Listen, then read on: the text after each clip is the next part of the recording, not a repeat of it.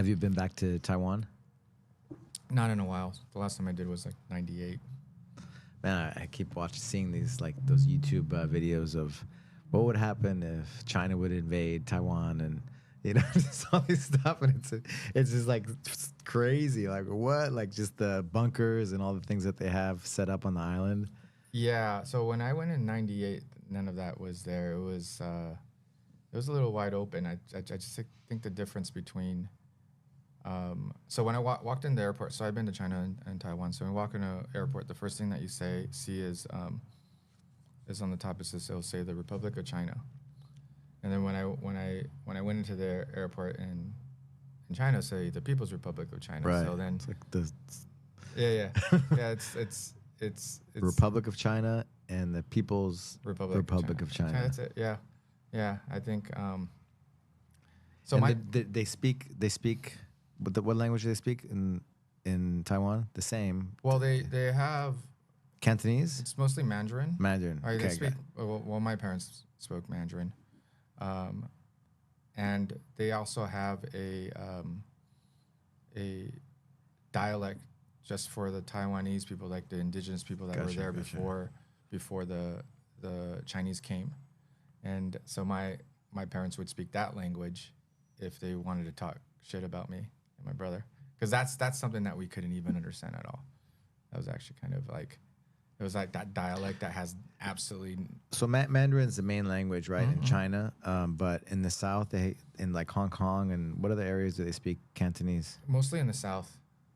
So my mom. Because even in Shanghai, they speak Mandarin, right? Well, there's thousands of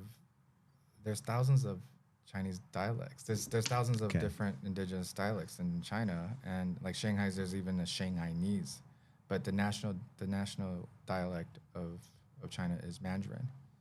And my parents, when they went to Taiwan, they were babies. So it was like in the 40s during the war. So they were refugees that set up shop over there.